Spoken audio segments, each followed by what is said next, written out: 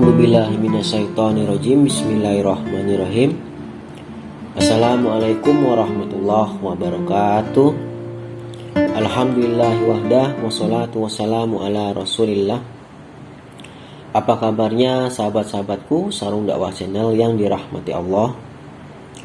Kali ini saya akan menceritakan tentang sejarah Sabdo Palon, sebuah perjanjian antara Syekh Subakir dengan Mbah Semar.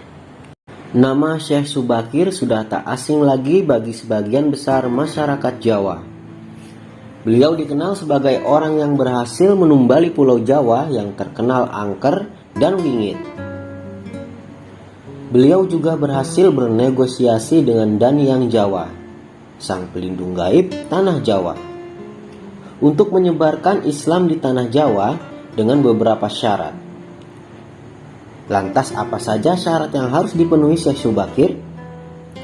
Di dalam kitab Musyarar diceritakan bahwa pada masa dahulu Pulau Jawa terkenal sangat angker dan kondisinya tak karuan. Pengaruh magis di tanah Jawa masih begitu kuat, di mana banyak jin dan setan menghuni setiap sudut tanah Jawa yang saat itu masih berbentuk hutan belantara.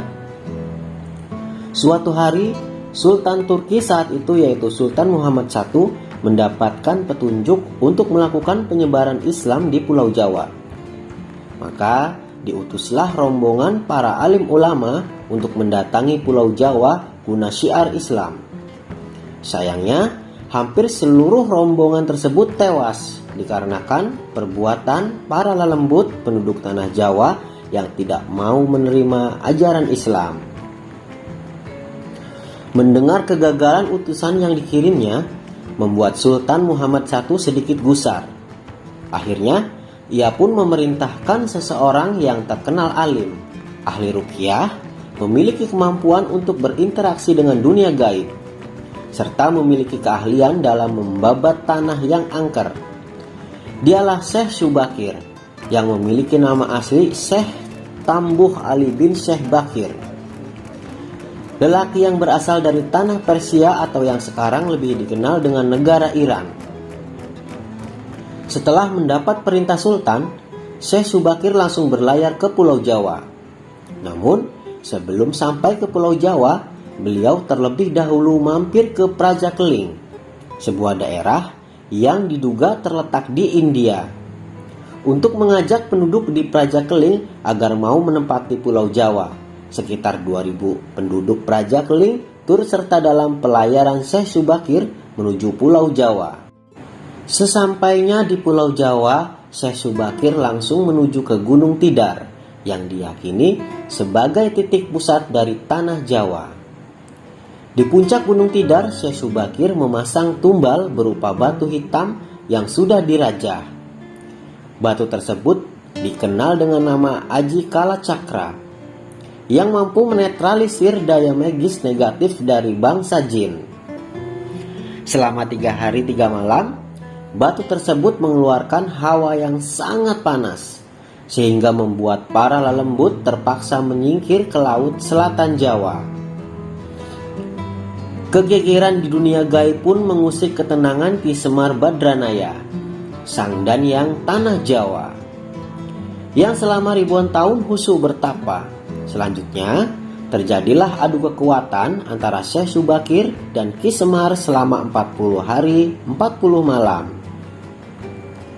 Sebab sama-sama kuatnya, akhirnya Ki Semar menawarkan sebuah perundingan kepada Syekh Subakir yang mana menghasilkan sebuah perjanjian yang terkenal dengan sebutan Perjanjian Sabdo Palon.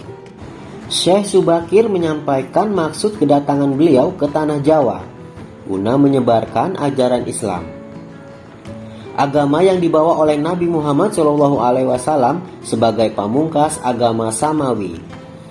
Kemudian Ki Semar pun memperbolehkan Syekh Subakir untuk menyebarkan agama Islam di tanah yang ia lindungi, namun dengan beberapa syarat.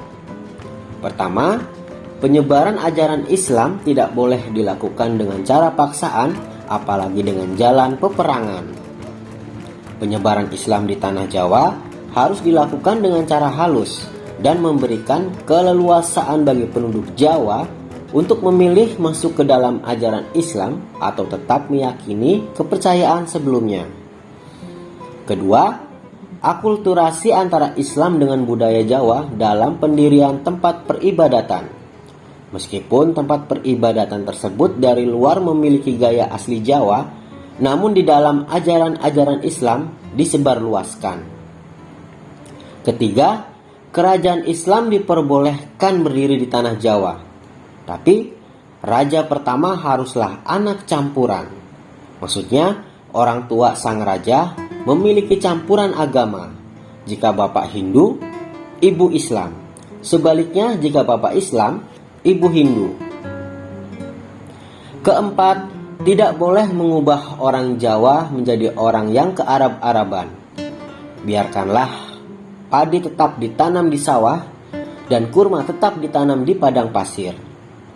Orang Jawa harus tetap menjadi Jawa dengan segala budi pekerti dan kepribadian asli orang Jawa. Jika orang Jawa sampai hilang Jawanya, 500 tahun lagi Ki Semar berjanji akan muncul lagi dengan membuat goro-goro atau perhitungan. Demikianlah kisah singkat yang dapat saya sampaikan tentang Sabdo Palon, sebuah perjanjian antara Syekh Subakir dengan Mbah Semar. Dan jika ada kekurangan, saya mohon maaf yang sebesar-besarnya. Terlepas percaya atau tidaknya, kita kembalikan kepada Allah Subhanahu wa Ta'ala, karena Allah Subhanahu wa Ta'ala lebih mengetahui segalanya. Wallahu a'lam bishawab. Wassalamualaikum warahmatullahi wabarakatuh.